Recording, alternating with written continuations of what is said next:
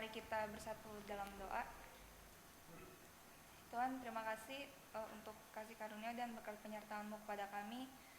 Kami sudah berkumpul di ibadah hari ini melalui Zoom dari rumah masing-masing.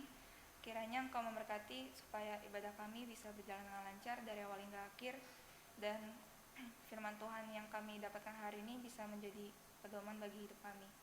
Terima kasih Tuhan, amin. Oke. Nah, teman-teman, tema ibadah untuk hari Minggu hari ini diambil dari Matius 5 ayat 9, yaitu berbahagialah orang yang membawa damai. Kalau dari Matius 5 ayat 9, berbahagialah orang yang membawa damai karena mereka akan disebut anak-anak Allah gitu. Nah, nanti kita akan belajar bagaimana cara menjadi anak-anak Allah yang membawa damai melalui firman Tuhan yang akan dibawakan oleh pendeta Pan. Maka sebelum kita masuk ke firman Tuhan, mari kita siapkan hati dan pikiran kita, dan kita angkat lagu pujian Bersamamu Bapa.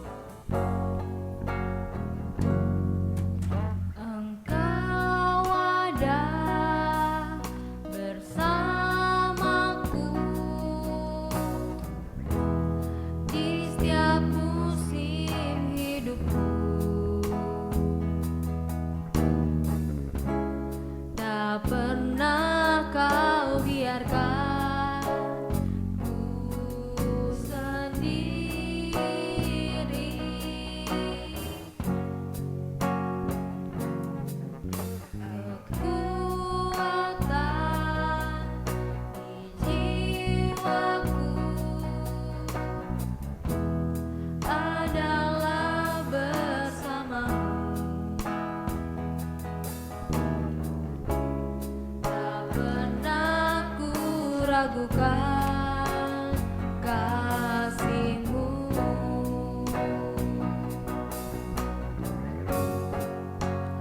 bersamamu Bapa, ku lewati semua perkenanan-Mu ya. Teguhkan hatiku, Engkau yang bertindak, memberi pertolongan, anugerah-Mu besar melimpah bagiku. Mari kita angkat lagu pujian ini dari awal. Engkau ada bersamaku di setiap musim hidupku.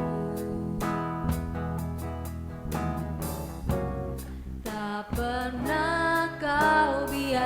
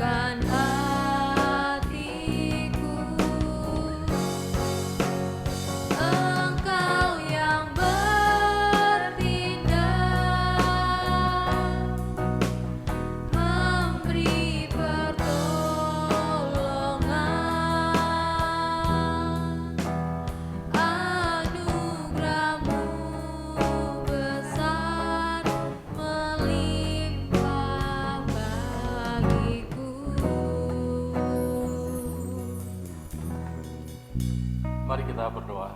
Tuhan, terima kasih untuk kesempatan kami boleh ibadah pada saat ini, dan kami siapkan hati kami untuk dengarkan firman Tuhan. Kami akan mendengarkan pembacaan firman Tuhan dan penjelasannya.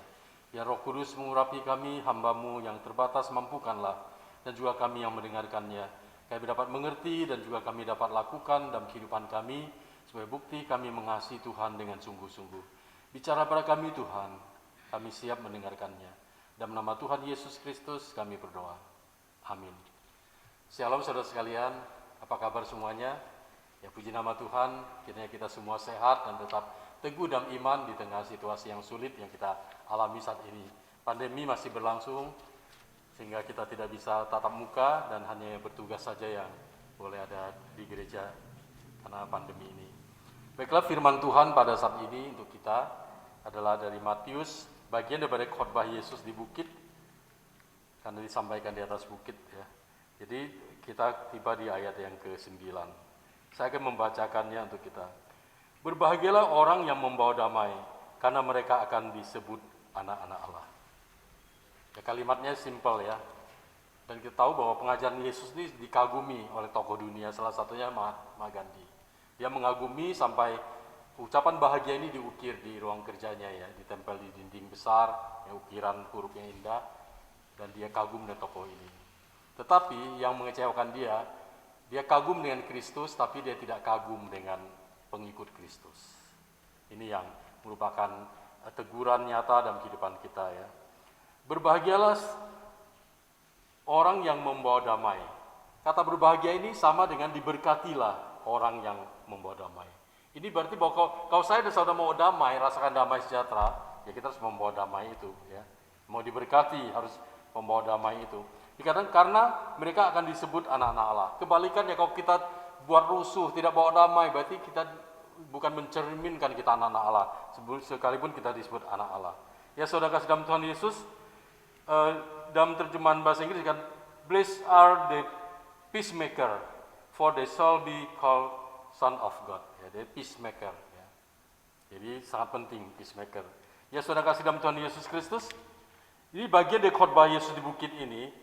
Situasi pada waktu itu umat Allah menghadapi tekanan yang luar biasa dari segi politik, ekonomi maupun sosial, yaitu umat Tuhan dijajah oleh pemerintahan bangsa Romawi waktu itu.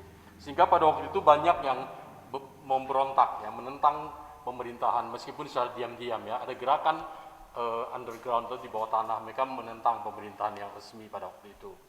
Lalu mereka memberontak. Kita tahu bahwa salah satunya murid Tuhan Yesus yang dari kaum pemberontak, kaum Zelot ya. Itu salah satunya Simon, orang Zelot. Dia bertobat percaya Tuhan Yesus Kristus. Ini salah satunya.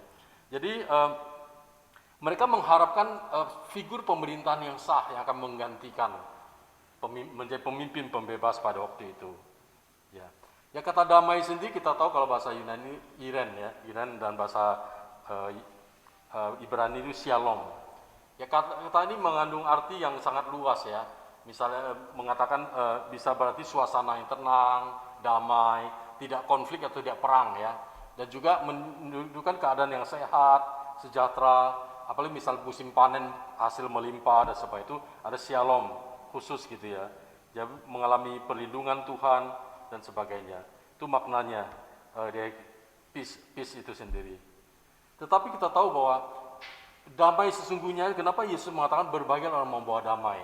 Ya, damai di sini bukan sebelum membawa damai, manusia itu punya persoalan yang sangat penting di hadapan Tuhan.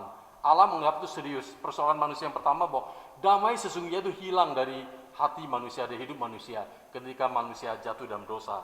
Makanya Allah sendiri menunjukkan karakter kasihnya, dia membuat rencana, inisiatif aktif Allah untuk mendamaikan manusia yang jatuh dalam dosa itu. Allah adalah peacemaker, dia memberikan hal itu. Maka dalam Kejadian 3:15 sering disebut proto-evangelion, di mana Tuhan menjanjikan ada penebusan bagi manusia yang berdosa, yang digenapi lewat pribadi Yesus Kristus. Ya, Allah menunjukkan kasih-Nya luar biasa untuk manusia boleh didamaikan kembali. Oleh sebab itu sebelum berperan sebagai pendamai, ada tiga hal yang harus ada terjadi antara diri kita sendiri, yaitu kita berdamai dengan Allah. Kita menyadari kita berdosa, harus didamaikan dengan Allah. Lalu kita harus berdamai dengan diri sendiri. Kita ada apa adanya, itu ada unik ciptaan Tuhan, nggak ada yang berbeda sama dengan diri kita, masing-masing unik. Kita harus menerima diri kita, menyadari bahwa kita yang berdosa, kita membutuhkan Allah dalam kehidupan kita, dan juga kita harus berdamai dengan orang lain, di mana relasi kita dengan Tuhan. Kalau kita konflik dengan orang lain tidak diselesaikan, enggak, itu hilang damai sejahtera. Ya. Damai sejahtera itu harus ada dalam kehidupan kita sebagai pengikut Kristus. Oleh sebab itu, ketika orang tidak berdamai dengan Allah, berarti tidak menunjukkan pertobatan. Bagaimana dia akan menjadi peacemaker di selanjutnya, kehendak Tuhan dalam langkah hidupnya selanjutnya. Dan dia harus berdamai diri sendiri dan juga orang lain. Dia berperan sebagai pembawa damai. Pembawa damai di sini berarti dia berdiri antara dua belah pihak. Ya. Yang misal berarti dia harus bertugas. Setelah didamaikan dengan Allah, di sini dan juga orang lain, dia juga bertugas. Kita dipanggil untuk menjadi peacemaker, pembawa damai. Membawa damai itu, kita langsung aktif terjun dalam mendamaikan. Yaitu mendamaikan siapa? Yaitu mendamaikan sesama. Ya, manusia penuh persoalan. Dan pelayanan Yesus, dia melihat banyak persoalan manusia. Sehingga Tuhan Yesus menaruh perhatian begitu banyak dengan kondisi manusia itu. Ya. Kasih kepada Allah, hubungan vertikal, kita beres dengan Tuhan dan juga horizontal dengan sesama. Jadi sesama juga harus didamaikan ketika bermasalah. Ya, tugas orang percaya, yang percaya Tuhan Yesus, dia berbeda, dipanggil khusus. Telah diselamatkan, dia harus meneruskan damai itu yang diterima dari Tuhan kepada sesama, mendamaikan sama yang sedang konflik, yang bertikai dan sebagainya.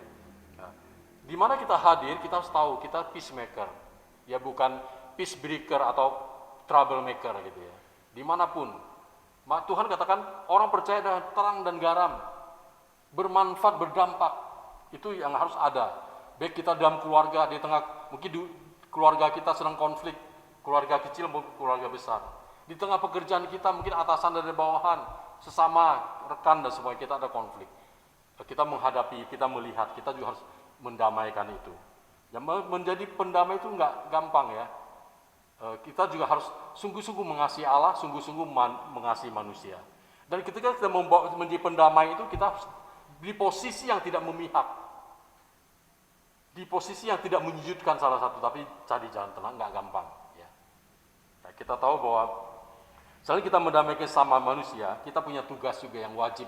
Yang sering kita, mungkin anak muda pikir, bukan tugas kita lah, tugas pendeta, majelis, penginjil dan sebagainya. Tugas setiap kita mendamaikan manusia dengan Allah. Nah, bagaimana? Maka tugas penginjilan atau tugas bersaksi itu paling penting. Maka ketika Paulus begitu mati-matian, celakalah ketika aku tidak memberitakan Injil. Berarti ketika dia menyampaikan firman Tuhan, dia berusaha untuk membawa manusia itu bertemu dengan Kristus, berdamai dengan Kristus. Sehingga tidak sia-sia Yesus datang ke dunia ini. Kita minggu ini Prapaskah kedua, menghayati pengorbanan Yesus, dia harus melewati jalan salib, memikul dosa manusia, demi saya dan saudara juga diselamatkan. Tuhan Yesus mendamaikan. Jadi ketika Yesus mati di salib, ada unsur mendamaikan antara Allah dengan manusia dengan Allah. Dia menjadikan dirinya sebagai pengantara menanggung dosa manusia. Oleh sebab itu kita tahu bahwa tugas ini sangat penting. Adalah tugas yang mendesak di akhir zaman ini, yaitu mendamaikan ya sesama dengan sama relasi ya horizontal, tapi yang sangat penting juga tidak kalah penting adalah mendamaikan manusia dengan Allah. Setiap manusia yang belum percaya Tuhan Yesus Kristus, dia punya masalah besar dalam hidup ini. Kalau tidak, selagi hidup dia percaya Tuhan Yesus, dia tidak memiliki damai sejahtera itu dan dia tidak memiliki keselamatan kekal itu. Oleh sebab itu kita tahu bahwa kalau kita berperan sebagai pembawa damai, yang pertama kita harus mengasihi Allah, mengasihi sesama. Mengasihi sesama itu siapapun, manusia ciptaan Allah, Tuhan tidak membedakan manusia. Termasuk musuh kita pun kita harus mengasihi. Maka relasi kita dengan diri kita beres, dengan orang lain beres. Tidak ada dendam, tidak ada konflik. Kita orang ya nothing tulus lah, yang nggak bermasalah gitu, dengan siapapun.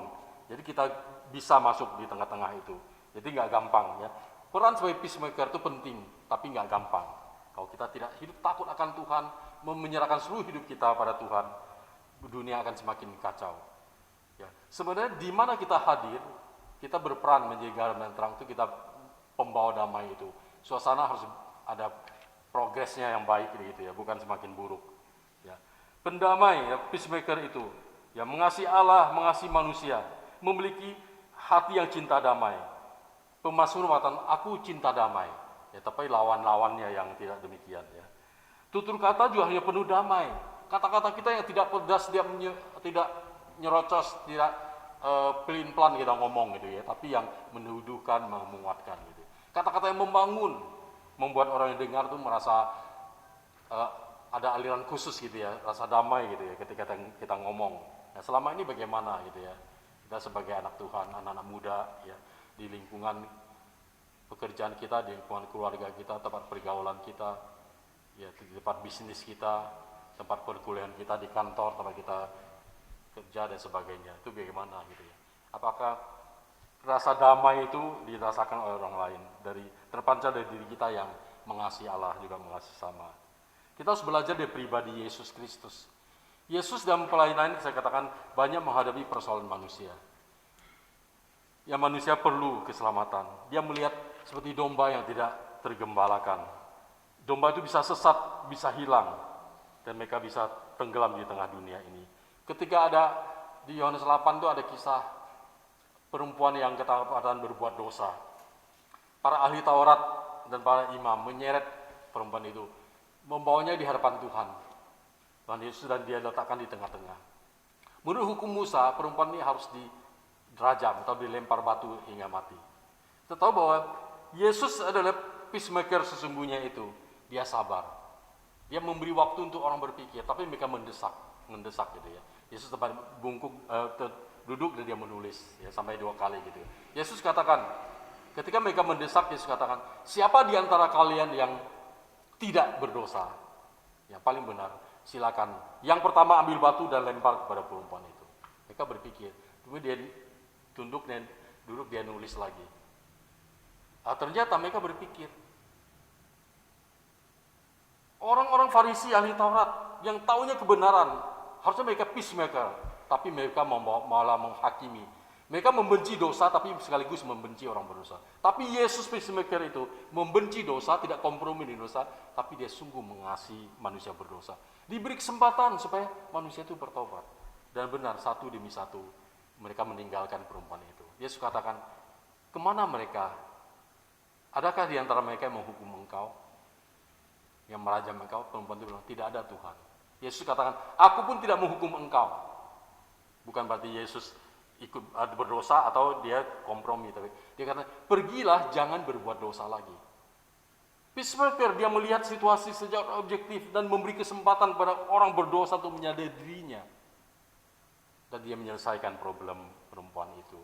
Yang menyadari dia berdosa, dia perlu bertobat dan perlu pengampunan Tuhan. Ada banyak kisah, contoh. Ya bagaimana orang bisa membawa damai kalau dirinya menganggap diri hebat dan membenarkan diri. Ada 2 contoh, ya. Ada contoh yang kedua, orang yang datang ke bait Allah, ya. Yang satu membanggakan, aku berpuasa 2 kali seminggu, aku rajin membayar perpuluhan, mentaati ini dan itu, A sampai Z disebutkan. Tidak seperti pungut cukai, orang berdosa ini gitu. Tapi Yesus katakan, kedua orang ini pulang, yang pungut cukai mengatakan, ya Tuhan kasihanilah aku. Dia merasa dirinya tidak ada apa-apanya. Ya dia datang pada Tuhan menyelesaikan masalah pribadinya. Tuhan katakan, itu doanya yang dijawab. Orang yang datang pada Tuhan membanggakan aktivitas rohaninya, dan dia tidak memuluhkan Tuhan, dia merasa diri hebat. Dia tidak mungkin membawa damai itu. Dalam dirinya sendiri sebenarnya tidak ada damai. Kesombongan tidak akan menggeser kedamaian itu dalam hatinya. Tapi orang yang diampuni dosa, dia akan plong. Biasa rata-rata dalam pelayanan ketika kita mendoakan orang pertama kali terima Yesus, menyadari dia berdosa, jauh dari Tuhan, perlu Tuhan menghapus segala dosa, kita bimbing. Setelah didoakan biasanya rata-rata mengatakan, saya plong Pak Pendeta setelah didoakan gitu. Jadi perlu hidup dalam ketaatan dan juga kita punya tugas demikian. Doa seorang Fransiskus ya dari Asisi, dia mengatakan, di mana ada kebencian di situ aku bawa damai. Di mana orang kurang dikasihi di situ kita mengasihi. Mungkin kita tidak menuntut lebih diperhatikan, tapi kita lebih memperhatikan orang lain. Itu contoh-contoh doa ya, Fransiskus itu yang terkenal ya di seluruh dunia, mengingatkan orang percaya. Dia meneladani Kristus yang adalah pembawa damai itu. Oleh sebab itu, firman Tuhan ini harus tergenapi dalam kehidupan kita. Berbahagia orang yang membawa damai. Karena mereka akan disebut anak-anak Allah. Kalau kita belum berdamai, kita belum terima Tuhan. Orang yang disebut anak Allah dalam Alkitab ada 2 ayat yang jelas ya. Pertama, ketika kita baca Yohanes 1 ayat 12 dikatakan, setiap orang yang menerimanya diberikan kuasa menjadi anak-anak Allah. Berarti ketika saya dan saudara terima Yesus Kristus, kita disebut anak-anak Allah. Tetapi ayat yang ini disebut, ketika kita membawa damai, dikatakan disebut anak Allah. Ya. Berbagai orang yang membawa damai karena mereka akan disebut anak-anak Allah. Kalau kita tidak membawa damai, berarti kita bukan anak Allah. Atau belum mentaati apa yang Tuhan firmankan dalam kehidupan kita. Ya selama ini bagaimana? Sudahkah kita saudara-saudara sebagai anak muda, ya, sudah berdamai nggak dengan Allah? Udah terima Yesus nggak sebagai Tuhan dan Juru Selamat? Kita komitmen nggak untuk mengasihi Tuhan? Dan juga kita mentaati perintah Tuhan nggak untuk menjadi berkat bagi sesama? Tugas kita mendamaikan sesama yang mungkin mereka punya masalah, ada konflik batin, ya konflik dengan sesama yang tidak terselesai. Kehadiran kita menjadi berkat untuk mendamaikan pihak yang konflik, bermasalah, apapun itu. Ya. Masalah itu banyak kompleks ya. Ya. Mungkin masalah ya ketidaktaatan, masalah dosa kita menegur dengan hikmat, dengan penuh kasih. Bahwa dosa itu akan membawa pada penghakiman, kebinasaan. Atau orang punya masalah apapun, mungkin masalah apalah, misal saat ini misalnya kan, ekonomi misalnya kan. Ya kita memberi nasihat-nasihat yang mendamaikan lah ya.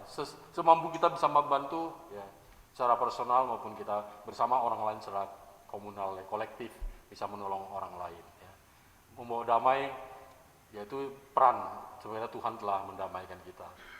Kita membawa damai sebenarnya kan kita mentaati kehendak Kristus dan kita meladani Kristus dalam kehidupan kita. Dan yang paling penting juga mendamaikan manusia yang berdosa, yang jauh dari Tuhan untuk mengalami perjumpaan dengan Tuhan sebelum terlambat, selagi hidup. Itu yang paling penting. Supaya anak muda punya potensi ya, dan pergaulannya luas, kalau waktu masih panjang lah ya, itu harus ingat membawa damai, peacemaker dalam kehidupan kita. Jangan sampai kebalik, ya kita yang menjadi troublemaker, jangan sampai itu ya.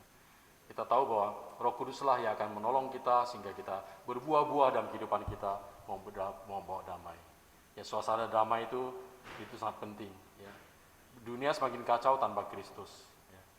Peperangan, bencana di mana-mana terjadi. Di situ banyak orang percaya itu untuk hadir untuk membawa damai itu sendiri.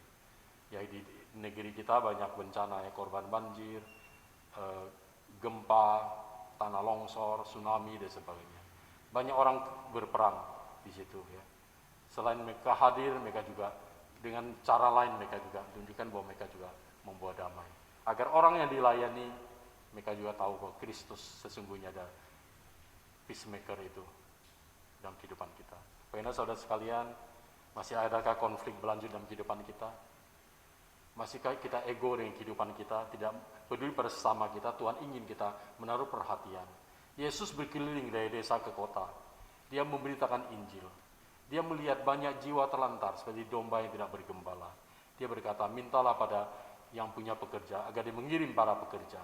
Ya mungkin salah satunya kita juga harus terpanggil. Kita tidak langsung bisa menginjili di seluruh dunia atau ke pelosok-pelosok dengan doa kita, peran kita yang nyata dan mendukung misi dan sebagainya juga contoh-contoh yang Tuhan kehendaki dalam kehidupan kita. Kiranya firman Tuhan ini boleh memberkati kita sebagai anak muda yang cinta Tuhan dan terus semangat dan juga peacemaker. Amin saudara. Ya, mari kita berdoa. Tuhan Yesus, terima kasih kami boleh merenungkan firman Tuhan. Biarlah Tuhan juga mengingatkan kami bahwa di tengah dunia ini banyak permasalahan. Permasalahan yang utama manusia adalah manusia berdosa. Jauh dari kemuliaan Tuhan. Dan Tuhan telah mendamaikan itu lewat pribadi Yesus Kristus yang turun ke bumi ini untuk mengalami jalan salib. Sampai mati di kayu salib menanggung dosa hukuman. Sehingga manusia bisa didamaikan. Kami berdamai dengan Allah, berdamai dengan diri kami sendiri dan juga dengan sesama kami. Kami punya tugas daripada Tuhan kalau kami mau disebut anak-anak Allah. Kami tidak hanya menerima Yesus saat pertama menjadi anak-anak Allah, tapi Tuhan menginginkan kami mengalami progres pertumbuhan dan pengenalan akan Tuhan. Kami membawa pembawa damai, diri kami membawa damai.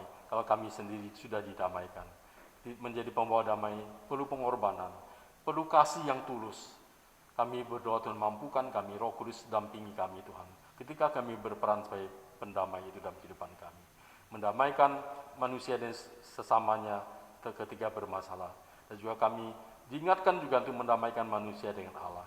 Ketika mereka jauh dari Tuhan, ketika kami mungkin menciptakan kasih Kristus, kasih yang mengampuni, kasih yang mencari, kasih yang menunggu orang berdosa untuk kembali, kami dapat menjelaskannya. Roh Kudus bekerja dalam kehidupan kami. Terima kasih Tuhan untuk tugas ini yang Tuhan berikan bagi kami. Terima kasih untuk damai sejahtera yang Tuhan berikan bagi kami di tengah berkecamuknya dunia ini. Kami dapat merasakan kehadiran Tuhan. Kami dapat tenang di tengah hiruk pikuk dunia ini. Tuhan juga memberkati kami. Saat ini kami berdoa Tuhan untuk teman-teman kami yang berulang tahun.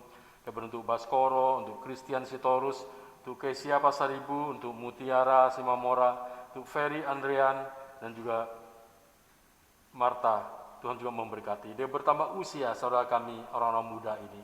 Mengasihi Tuhan. Tuhan berkati usaha, pekerjaan, tugas mereka, pelayanan mereka, dan masa depan mereka. Mereka menjadi generasi penerus di mana gereja ini boleh terus ada, estafet pelayanan boleh terus boleh bertahap, bersilih berganti dari generasi ke generasi. Dan juga saudara-saudara kami berulang tahun juga Tuhan berkati. Mereka menjadi salon berkat bagi banyak orang.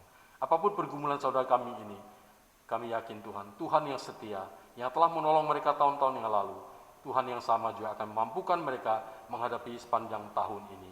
Di tengah pandemi COVID, mereka juga tetap melaksanakan protokol kesehatan, berkati pekerjaan, studi mereka, usaha dan pelayanan dan keluarga mereka.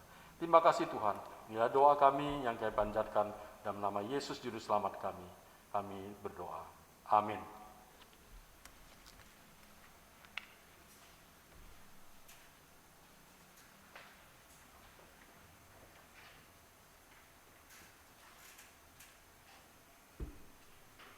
Baik, terima kasih Papan untuk firman Tuhannya. Ya, dari firman Tuhan tadi kita belajar kalau perdamaian itu adalah bentuk pertobatan kita. Maka mari kita menjadi seorang peacemaker dengan sungguh-sungguh mengasihi Allah dan mengasihi sesama. Karena itulah yang membuat kita disebut sebagai anak-anak Allah. Amin. Nah, sekarang kita sudah di penghujung ibadah untuk hari ini. Mari kita pulang sebagai anak-anak Allah, kembali ke kehidupan kita masing-masing. Dan mari kita mengakhiri ibadah hari ini dengan mengangkat lagu pujian Jalan Hidup Orang Benar.